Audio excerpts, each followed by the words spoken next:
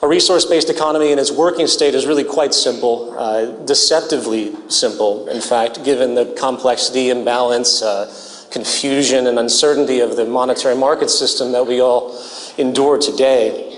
A method I will point out as I go along that is completely decoupled from the natural world, from human needs. It exists as a mere abstraction floating in the air. In part 3, objections and projections, which will hopefully be a little bit fun, I will touch upon some of the more common criticisms of this direction, along with what we, those of us that identify with this in a very sincere way, are likely to expect as this direction gains more attention across the world.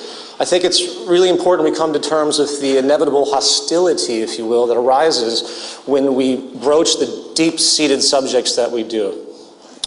It's important to remember that we're all victims of culture, as has been pointed out by previous speakers. And while many people are indeed coming to terms with the growing social problems and do see the Zeitgeist movement, the Venus Project, and the resource-based economy as a viable solution, there are also many that have a very, very powerful identification with the current model and, in all seriousness, view our work as an extreme threat to their identity, and it's something that, unfortunately, I think will grow. You're applauding that? You're funny. Then in part 4, I will talk briefly about the transition, something that's also been alluded to very well. I come at it from a similar angle and a little more general. The complexity and lack of predictability it holds, of course, is often elusive to those that immediately hear about this information. Of course, ask the immediate question, how do we do it? You know, changing the world is not easy, especially when the concept presented is probably the most radical social shift the species has ever faced or considered. But this is why we're here. The core interest of the Zeitgeist movement is, in fact, actually the defining interest is to put our heads together, to work together, to figure out how to actually get this done. That's why we're here. If anyone, by the way, is simply waiting for me to tell them what to do or anyone else to guide their way, I'm sorry, you're going to be disappointed. The Zeitgeist movement is not a follow the leader movement. The only way this movement will work is if each one of you in this audience, each one of you listening to this webcast, each one of you viewing this event archive in the future and sees the merit of this is prepared to take the time and sacrifice to become an expert on this material and be able to transmit it to your fellow man in a fluid way. That's how, thank you.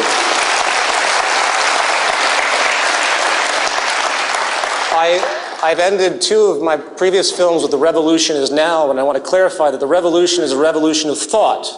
It's a revolution of creativity, of thought, ingenuity, a revolution of consciousness. So I want to just understand, make it very, very clear that this is an information-based movement. It's an enlightenment of understanding what can be if we cared enough. All right, part 1, the self-generating model. A wise man once said, the most profound understandings tend to be the most obvious yet overlooked. I want everyone to keep that in mind as I run down the following section, for as elementary as what I'm about to point out may seem, these issues are far from being given the relevance they actually deserve. You know, that of course mentality. Oh yeah, of course. Those who say that tend to not understand what you're saying. Natural law. A natural law is a property of what we call nature, or in effect the whole of the physical phenomenon around us to which we are symbiotically connected. Classic example is the law of gravity, of course. Doesn't matter how much faith I have to believe I can jump up right now and dance on the ceiling. The law of gravity simply won't allow it. And since the effects of gravity are also measurable and predictable, becoming a tool, this knowledge becomes the basis of inference, which we use to make more accurate decisions. Law was discovered, all sorts of possibilities began to emerge, and the world became a little bit more intelligent about what was possible and what wasn't when it comes to the phenomenon related to it. It builds up upon, we build upon natural law. As another example, before the germ basis of disease was discovered by Louis Pasteur, there are many ineffective and outright dangerous treatments for human sickness, as anyone who studies medical history will know. In fact, we, of course, would look back at these strange suspicious, often superstitious, in fact, methods, and wonder, how could we possibly been so misinformed? Yet, we seldom recognize this trend as a universal and how it applies to us today. Most rarely consider that many of our current modern practices might be in the same boat, to be looked back upon by future human societies, which will wonder, what the hell were they thinking? Didn't they see the natural law referent for that issue? Etc. The point here is that the evolution of scientific discoveries which always originate from feedback from the natural world, constantly refine our understandings, if, of course, we're open to receive it, which is a conversation in and of itself. It creates dependable, testable reference that we can use to assist in our reasoning about a problem's solution or even invention. The process of transfer or reason from a given law to be extrapolated to an extrapolated conclusion, is called inferential logic, as if anyone's ever studied these things in college.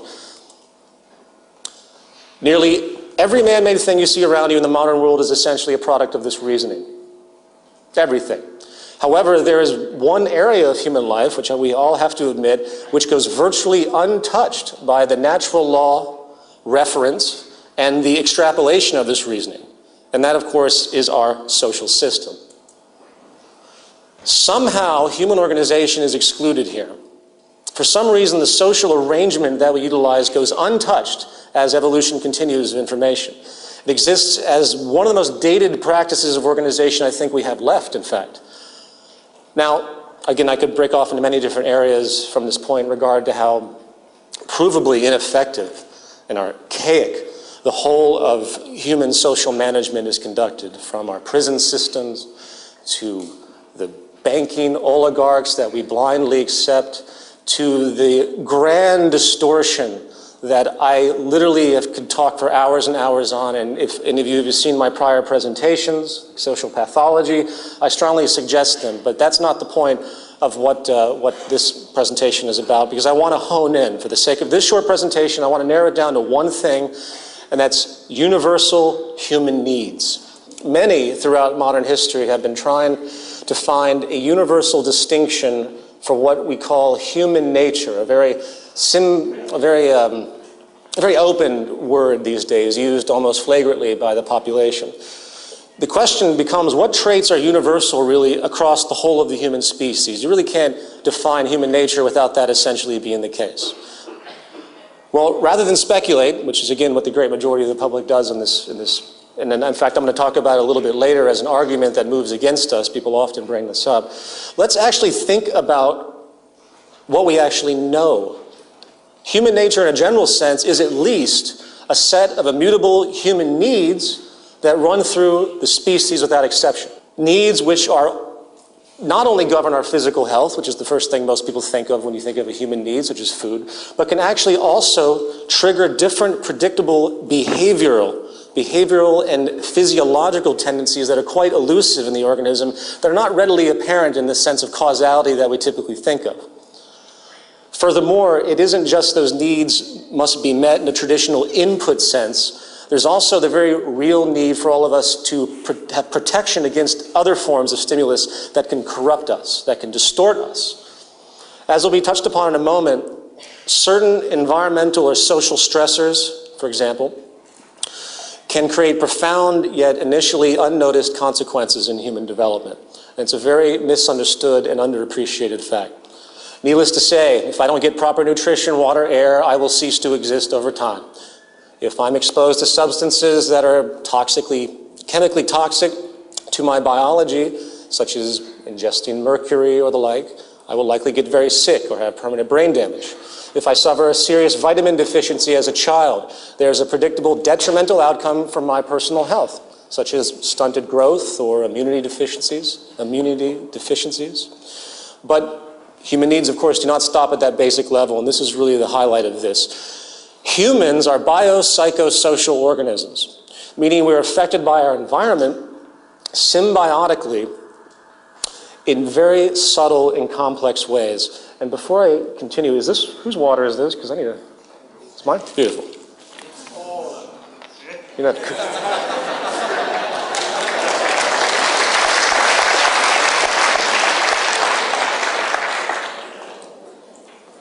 For instance, if a mother in the late stages of pregnancy suffers extreme emotional stress, flooding her system with cortisol, a stress hormone, the nervous system of that child could be predictably compromised in a negative way for the rest of his or her life.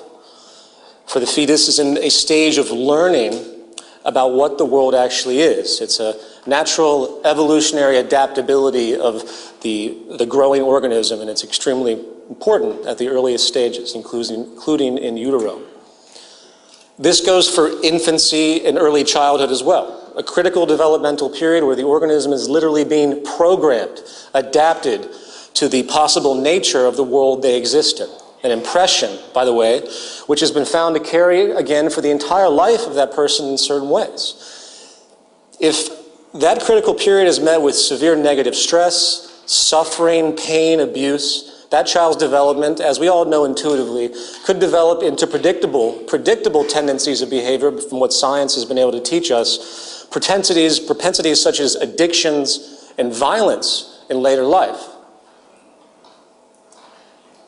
The point here, with respect to human need, is that the physical, mental, and emotional health of a person can no longer be considered an isolated temporal affair. We are social and environmentally connected in an extremely real way, multifaceted. In fact, as an aside, the historical absolute notion of free will, which was touched upon earlier very well, a blanket assumption which is at the core of our legal system, can only be a myth when this understanding is observed. And while, of course, genetics has its obvious place, which I will touch upon a little bit later, there is little denying now that the variation that we see in human health, disease, and in fact human behavior appears to be significantly the result of our social and environmental conditioning, highlights through human needs being met or not being met. In other words, while it's obvious that there's cultural conditioning happening, when it comes to our bare needs and the spectrum of those, it's accentuated when those distortions, when those impressions are met or not met, when we do not get what we need or we are imposed upon by something that we should not be imposed upon. And the life cycle itself, the pre-programming, pre-learning we have as an organism, has throughout the cycle different responses to those needs. And naturally, the younger you are, the more the effect will pertain and continue for the rest of your life, the more severe the effect. The problem, of course, is that there is an overall lack of acknowledgement of the biopsychosocial context of human need and its profound effect on us. It goes essentially unnoticed overall by our educational system, the prison system, not to mention its contrast to a competitive economic world driven by a mentality of independence and self-interest. I would even go so far to say that the core idea of being responsible and caring towards each other, or even the environment, in fact, on many levels, is actually held in hostility and contempt by many that have been conditioned by the current model. Little in the world we have created today seems to reflect these very real fundamental needs. They are denied by the social institution. The bottom line here is that if we as a society actually care about the well-being of each other, and hence the symbiotic natural law aspects that create and reinforce that progressive state, we are faced with an immutable social imperative. Across the entire spectrum of what we consider public health today, we now see long-term increases overall in cancer, personality disorders, poverty, obviously, familial deprivation, crime, depression, suicides, addiction, violence, self-harm, kids mutilating themselves, obesity, and many other medical, psychological, and anti-social signposts of an out-of-balance society. Something clearly is very, very wrong. So returning to my basic point, the core referent of any social system is the human being and its evolutionarily defined, immutable, pre-learned need requirements to develop properly, survive, and maintain good health, and prosper. To meet those needs, it becomes a given to have proper management of the Earth's resources and intelligent societal organization to make sure that the biopsychosocial elements, the interconnectivity, is also designed to support us in all the complexity that pertains to it. Anything less, frankly, is really negligence. In the words of Jacques Fresco, you can't just build a society without having access to the necessities of life. So when I use the term comprehensive systems approach, I'm talking about doing an inventory of the area first and determining what that area can supply. Not just an architectural approach, not just a design approach, but the design must be based upon all the requirements to enhance human life. And that's what I mean by an integrated way of thinking. Food, clothing, shelter, warmth, love, all those things are necessary. If you deprive people of any of them, you have a lesser human being, less capable of functioning.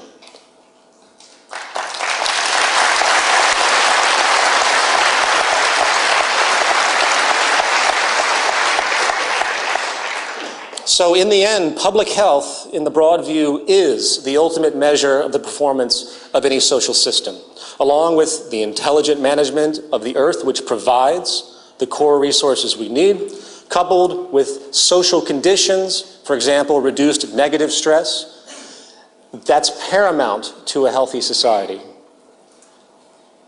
The monetary market system, on the other hand, the governing socioeconomic paradigm of our time, which is based entirely around the near arbitrary movement of money, not the advancement of public health or environmental sustainability as it conflates needs with wants and consumption with progress, shows its true hand when we realize that both human health and the environment which we inhabit are in fact provably in decline. You can take all the monetary economic theories, as brilliant and sophisticated as they may sound on paper, and their grand loaded rhetoric of supposed freedom and democracy, and simply compare those ideals to what is actually happening today. There's no contest.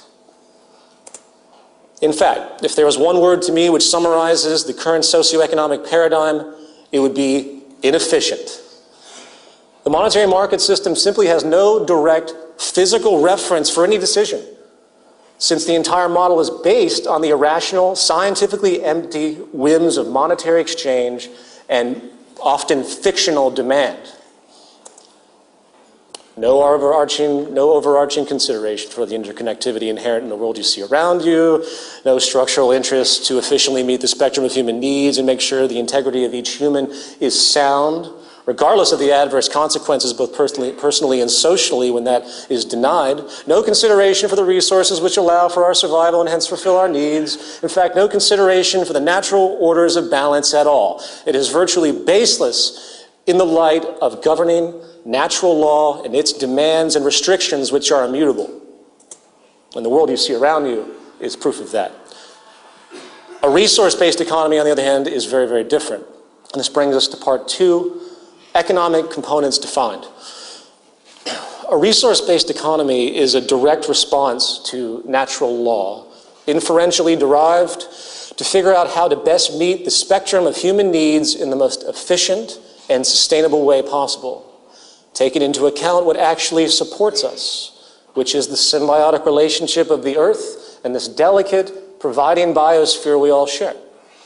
From there, we are able to arrange society with very little need for human opinion, if our collective goal, of course, is to maximize our sustainability, human health, and economic efficiency. This system is self-evident. The goal of a resource-based economy, of course, is to achieve peak ecological sustainability and operational efficiency while meeting the spectrum of essential needs of literally every human being on Earth without exception, adapting itself to new scientific understandings in human and environmental discoveries as they arise, and applying it immediately without any interference whatsoever once the scientific validity of those interests are proven. Now, you notice in the prior statement about needs and wants, Well, excuse me, you'll notice I said the wants of every human being on earth, but excuse me, let me start again. Now, you'll notice I didn't say wants of every human on earth. It's important we understand the distinction between needs and wants. Wants are not based on natural law.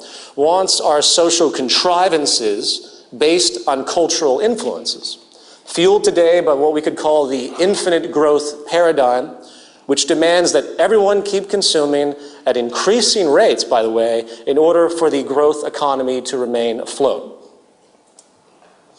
The result, in part, is that wants and needs are now conflated. It's a strategy. Some people have excessive purchasing power and can have virtually anything they want, while at the same time the great majority now can not only achieve their temporal, cultural generated wants, they can't even meet their basic human needs. And if you have a system that conflates those two, suddenly no one's responsible because it comes to a single entity. So we can accept the fact that a child dies every 4 seconds for no reason because of poverty. On a different level, you know, I often get the question when we bring up this model, what if I want a 50-room mansion in a resource-based economy? Where's my freedom to have that? And I usually ask back, okay, well, what if I want a 1,000,000-room mansion? Or perhaps, what if I want the entire continent of Africa as my backyard? At what point does this selfish, acquisitive, spoiled interest become blatantly irresponsible and socially offensive? Given we, one, of course, again, live on a finite planet, and two, in a society which one way or another, regardless of the social system, resources must be shared.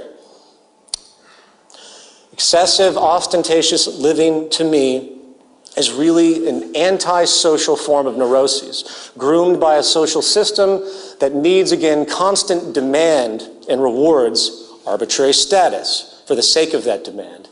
It's a psychological scam in a way. And if you will, frankly, if you think about it deeply, it's actually a form of violence against humanity itself. Now, before I run down, thank you.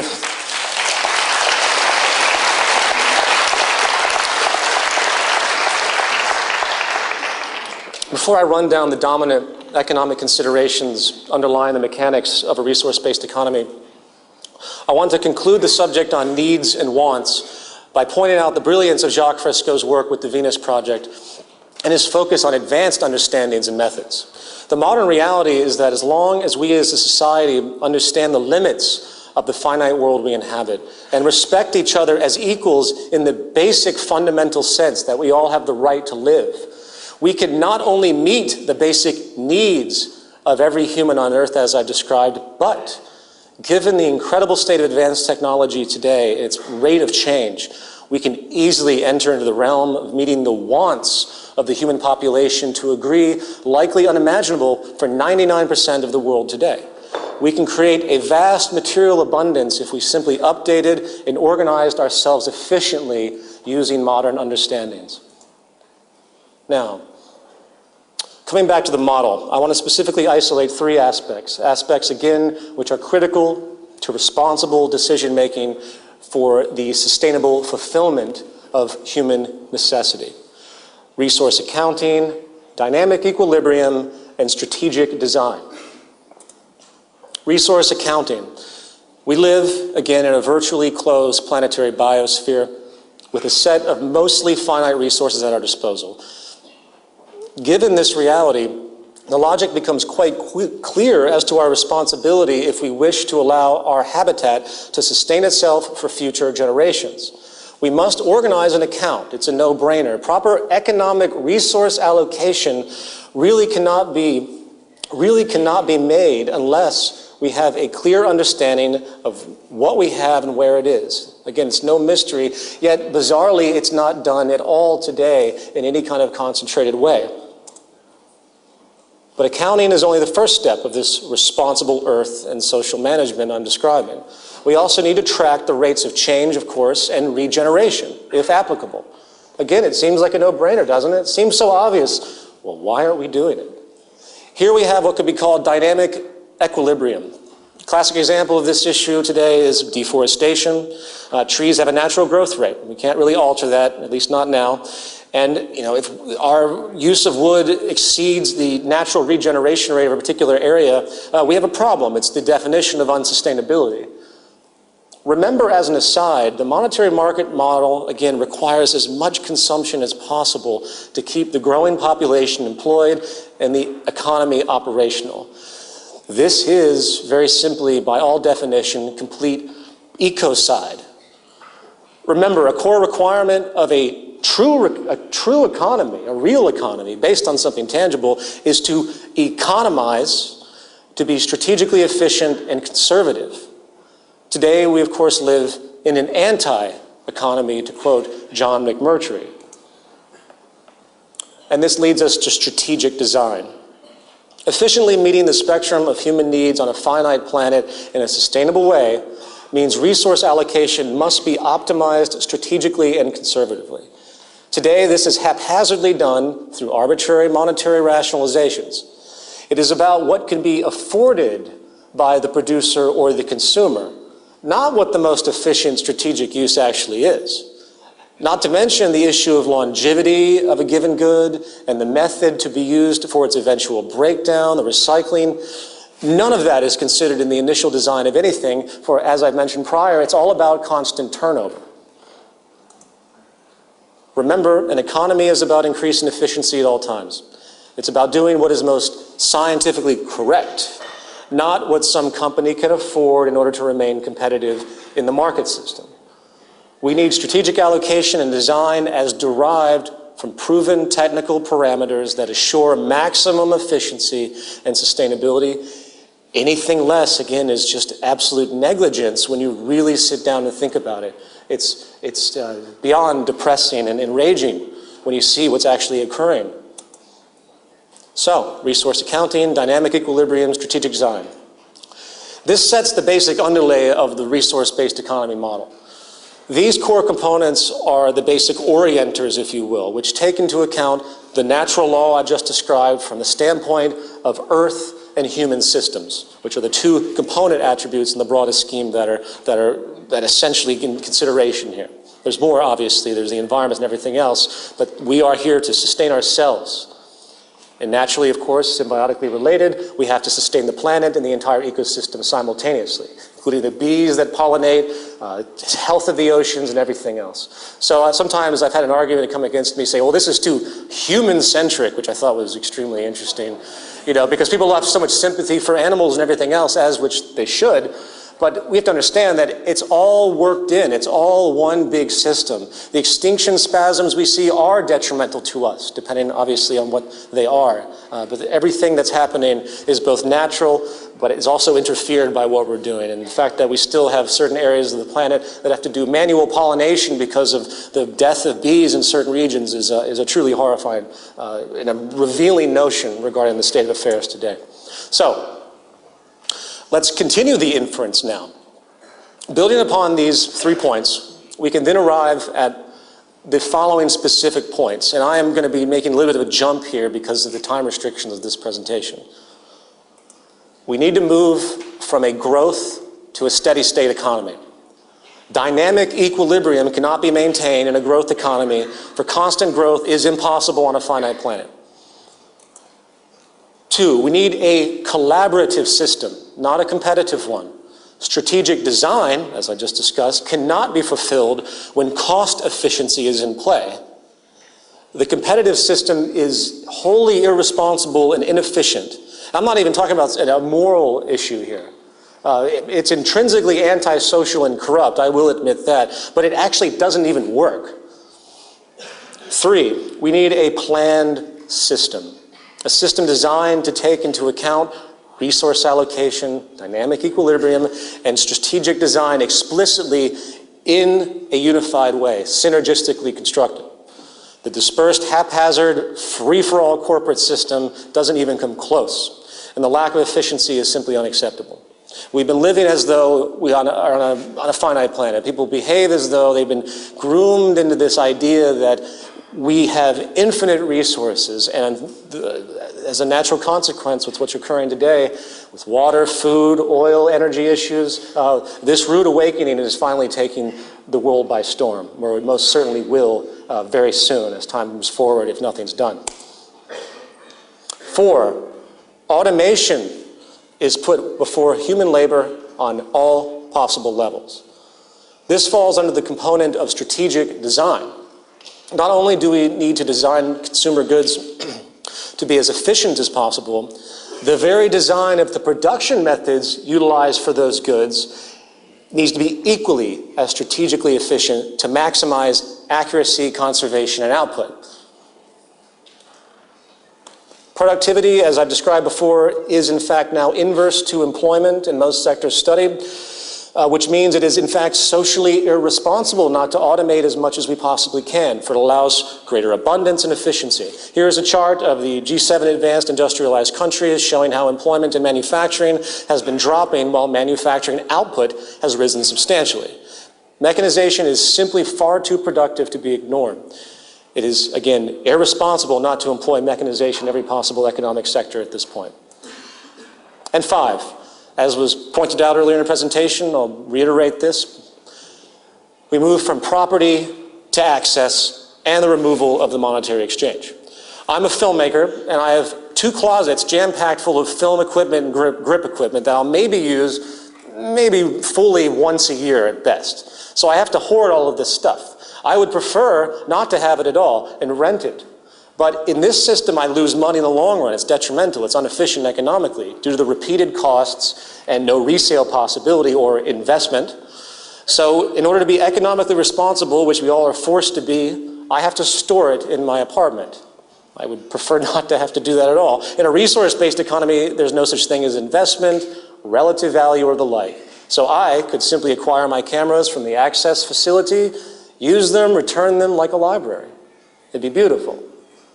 And if you extend this idea to the whole of the goods sector, the realization is that we can actually reduce production and the use of resources because they are being spread around, while counterintuitively, simultaneously enabling more access to the population when they need it. I hope everyone gets that. Strategic access is incredible because it's enabling more people to have more access with less resources consumed. Now, I know it's very difficult to think about, in how a propertyless society would work from a protectionist standpoint, given the world we live in today. No one's going to steal your car if they know they can't resell it or if they can gain access to it themselves. People often forget why so-called criminal behavior occurs. There's reasons, and those reasons can be resolved.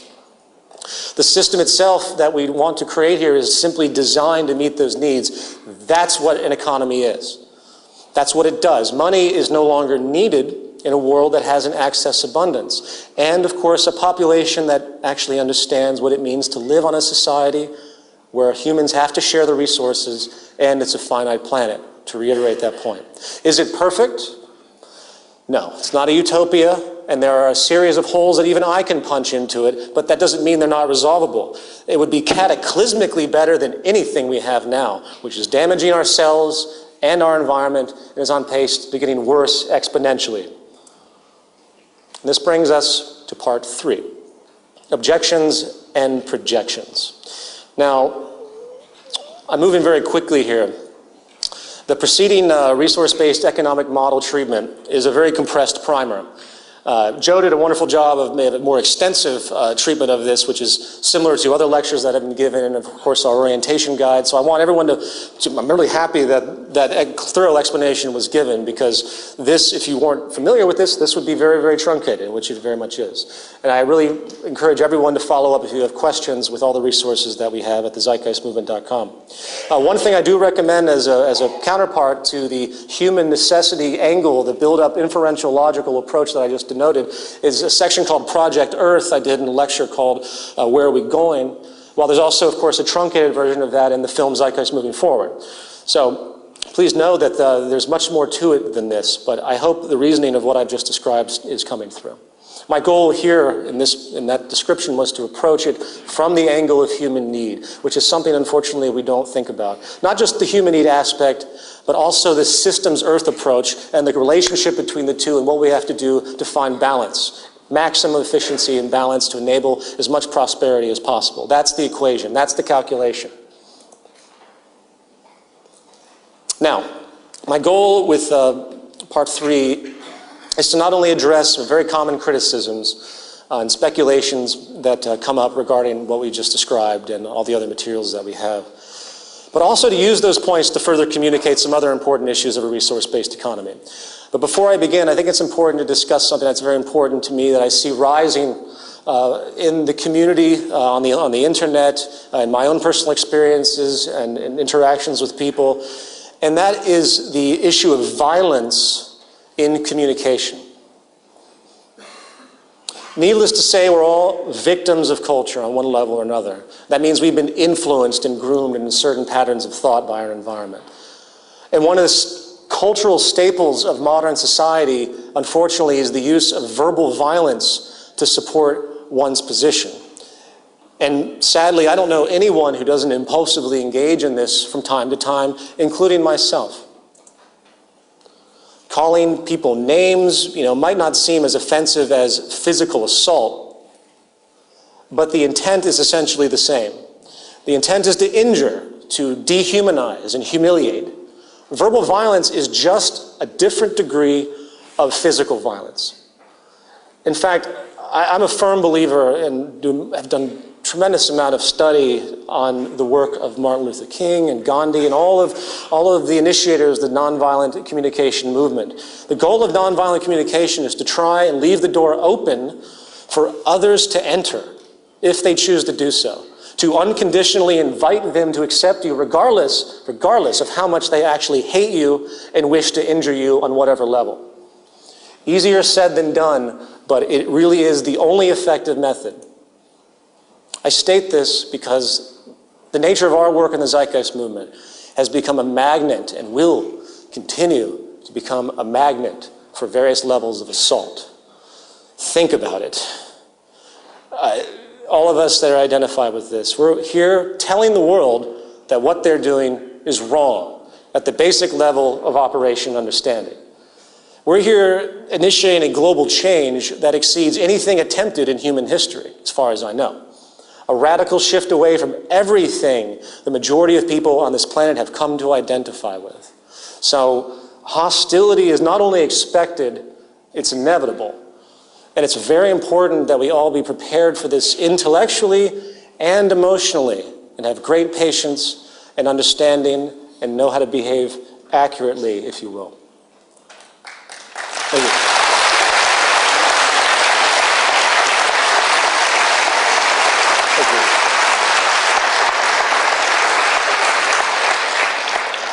Now, we always have a lot of seriousness in the discussions that, naturally, seriousness is important. It's where we are. But I've tried to make this a little bit more relaxed in my presentation of the critics of a resource-based economy.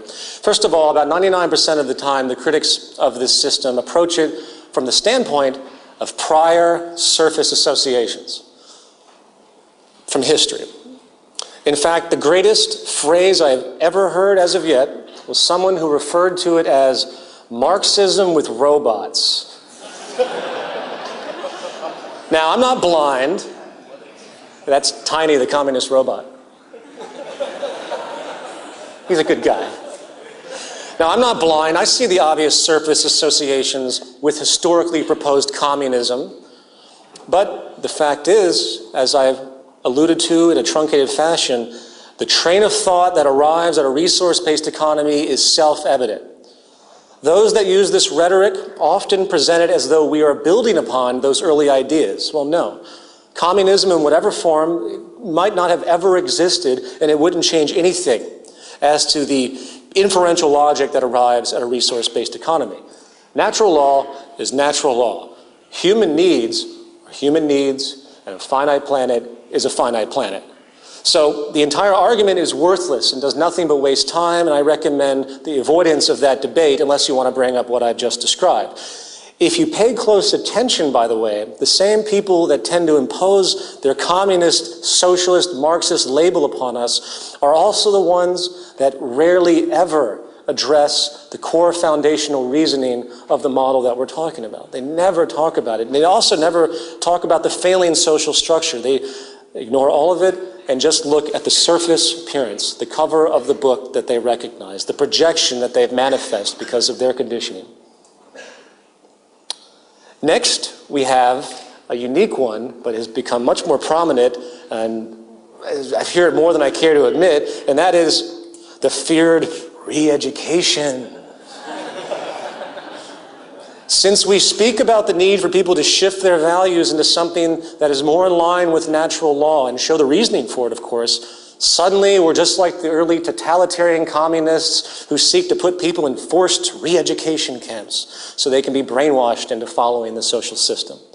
Well, actually, anytime any known idea is overturned by new information, such as when Galileo informed the Catholic Church that the Earth was in fact not the center of the universe or solar system, re-education had commenced.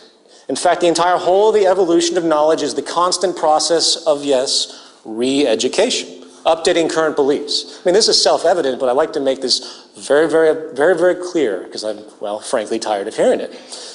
Again, this is an associative attack ultimately in the end, just like the communist one. It's people that are really trying to pull an emotional reaction out of others to stop their critical thought, to really investigate what we're talking about. So communism, oh, they support re-education.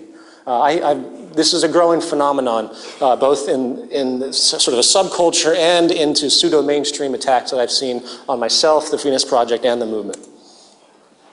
Then we have the moody outburst, what if I don't want to live in your society? Well, then don't.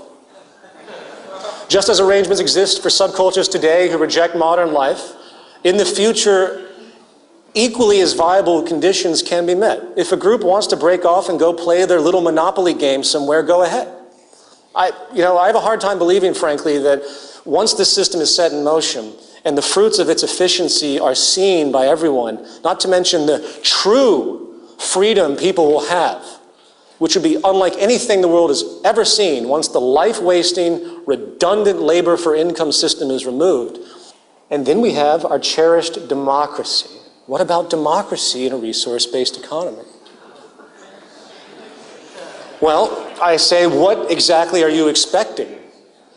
Wading into some voting booth every couple of years like a mind slave, pushing a button for a candidate you have zero control over once elected?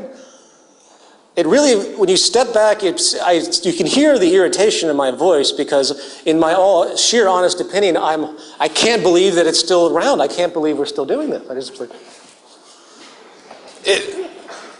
The real election of relevance is not the election of people. That is a dated, bizarre notion that we think it's a give-in to really a power system. We're enabling a power system of control, we're literally, as this cartoon depicts, the freedom to elect our dictators. Because we have no control over anything they do once they're elected, and then a couple of years go by, oh, maybe we can remove them.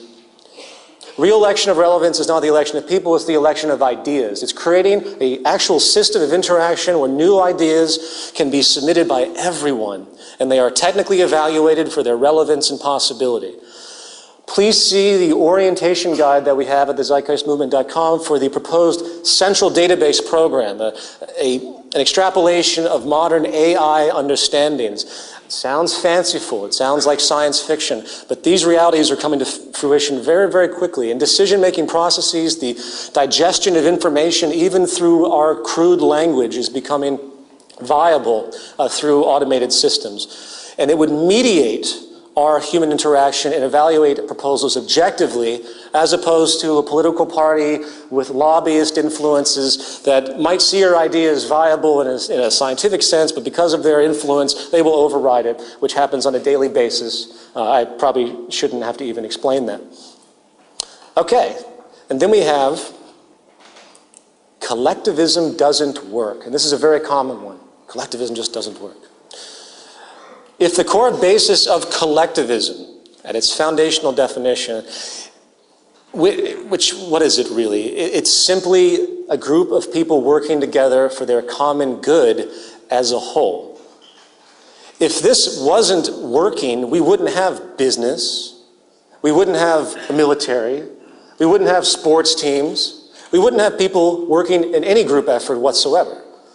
As far as using the model of a collective as the basis of a social system, which is of course a very large extreme of such an idea, and by the way, which has never really been seriously tried. People throw out the collectivist notion as though historically, in the early communist states, that these were true collectivist societies. No, they were not. They were always dictatorships by design, autocratic, which is not collective. A real collective is simply society working together as a team, like a family, in fact.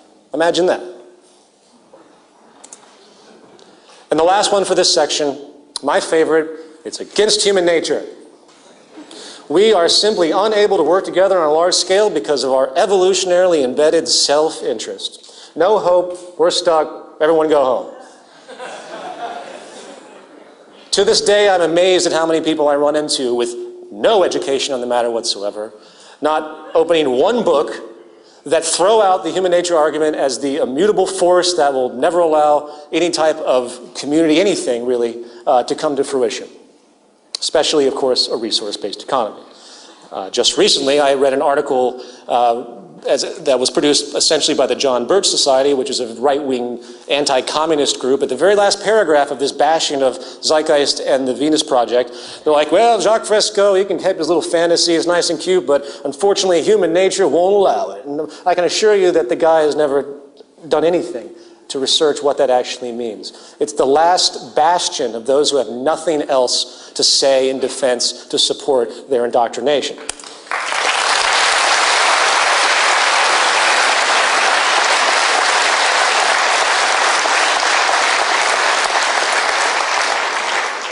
The ultimate question, to delve into this a little bit, is it against human nature to cooperate? That's the central question. It certainly seems like that if you take the narrow view of history on a surface level and you look at the tremendous divisions and conflicts throughout time. We see endless series of wars, genocides, conquests, severe competitive tendencies, of course, power abuses. And given that's the pattern we recognize historically, given that we see this in our history books, with no real background as to the foundation of why that occurred, it's easy to assume that it must just be human nature. That's just the way we are. Forget the environment. That's our programming. Now, that's essentially the core argument. If it's historically reoccurring, it must be human nature. However, we do see, and this is what's ignored, that human beings do cooperate extremely well in certain environments. As much as I don't like the military, it's a collective. It is a unified system working together. It is a collaborative system. They train and work together, and they do so very well. Granted, they are competing against a common enemy, so there's your division, but cooperation is existing nevertheless, even if it's isolated.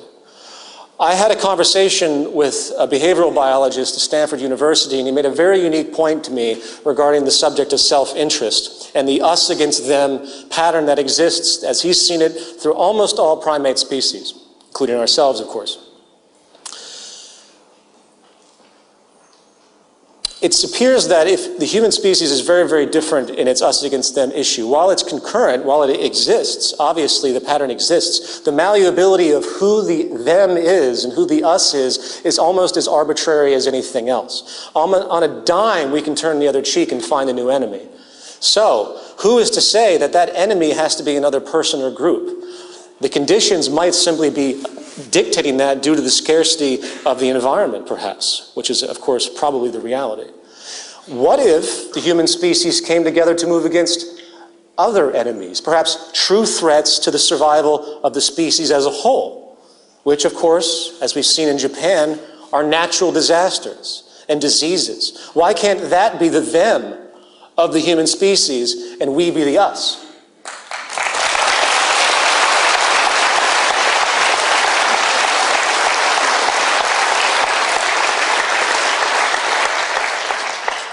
At the end of the day, the entire thing is really about the environment, and that is what navigates this. So I have no problems.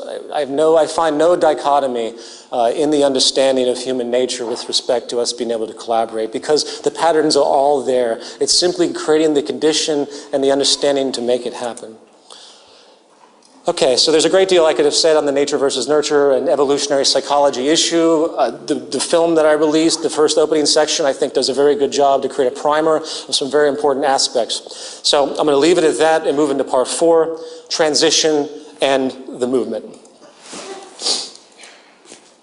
The transition itself from our current system into a resource-based economy is, of course, a complex thing to consider with variables beyond our current foresight, as been alluded to by previous presenters. The central issue is awareness, of course. If the public's consciousness can be expanded to understand and accept the incredible potential the future can hold, where poverty, war, 95% of all crime, mundane, repetitive, meaningless jobs would be eliminated, then I feel, obviously, they would be more likely to adjust their values and expectations and associations accordingly. This data is coming on the heels now of a global economic, ecological, and dare I say, spiritual or confidence collapse across the world. And the underlying mechanism of these problems, driven by the monetary market system's very mechanics and values, are generated to support it, show no signs of stopping. And I think we're going to see, as I mentioned earlier, an acceleration of these issues as time moves forward.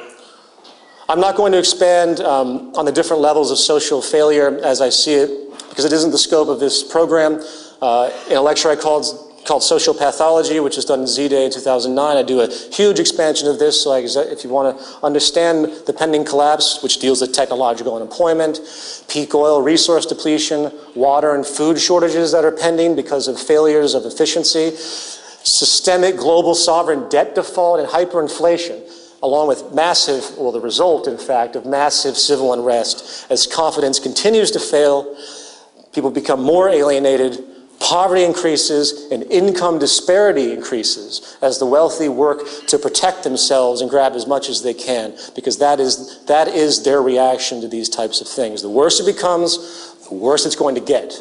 I hate to say it that way, but that is the natural unfolding as has been happening. So we're faced with a massive uncertainty, and there is no transition plan, that I could explain to you that would hold up over time. What we do know is that we need to get programs going which will continue to get this information out there and spread the word and basically fuel the movement. One program I hope to get going, in fact, is a global redesign team. I've been briefly in conversation with the Venus Project about this, and it's also affiliated with a prior online concept called From Earth to Venus, which is going to be, as I'll explain, essentially, we want to objectively consider how each area of the planet would be properly redesigned for maximum sustainability. So if there's engineers in the movement, if there's city planners, it's time to come together in a virtual sense, understanding whatever we can to start to reconstruct this and show the world what can be done. And then have an annual presentation, very much like Z-Day, but of a more focused element, more focused context, where the work would be presented to the world to say, hey, we just designed the entire North American system. Look how efficient that is. And hopefully, leaders, governments, people in business will come to terms with the need for this type of understanding, and it will take hold. And in a transitional sense, that might be a good starting point, where they come to these conferences and they learn big presentations about how to literally redesign the society to benefit us in the most sustainable way possible. We have this thing called the G20, Well, we need the Z20, or the Z200, in fact.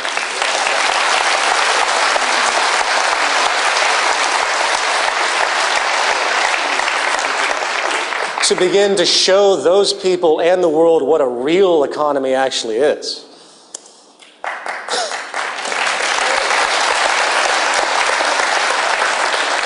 Now, our current goal, of course, in this phase is critical mass, unifying the world to understand what actually constitutes our survival and prosperity, as we've discussed. and how the current model is really injuring everyone, regardless of their wealth. The stress relationships are unescapable, and they're not necessary, even for the uberly rich. As of now, we have over 1,000 chapters in 70 countries over the span of essentially 2 years. We have proven as a movement, in almost an unprecedented sense, with very little financial support, that we are able to organize and mobilize across borders, languages, even religions. And this third annual Zeitgeist Day event, with hundreds of events across the world, show the power of influence, the possibility, the power of our cooperation. So, third Zeitgeist Day, hundreds of events across the world. We show amazing power of collaboration, amazing group effort, something that really is unprecedented. We have the ability to harness a global movement, something that I think many people have strived for but have never been able to do, and we've done it in a very short period of time. And we are, in fact, in a transitional phase now, unifying the world into an understanding that our very survival is contingent upon bridging the differences between cultures. There's nowhere to hide anymore. There's no place for the type of division that exists. It's literally unsustainable. Finding the empirical common ground that we all share through our fundamental needs is really that bridge. And if we can come to terms with that, obviously, and get the world to come together, we might actually have something we can call a civilization, to be perfectly frank. And in conclusion, I'm going to end with one of my favorite quotes of all time. The old appeals to racial, sexual, and religious chauvinism, to rabid nationalist fervor, are beginning not to work. A new consciousness is being developed which sees the earth as a single organism and recognizes that an organism at war with itself is doomed. We're one planet. Thank you.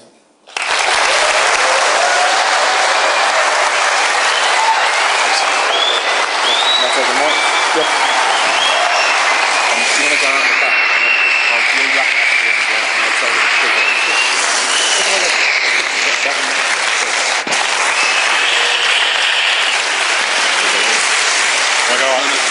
go out.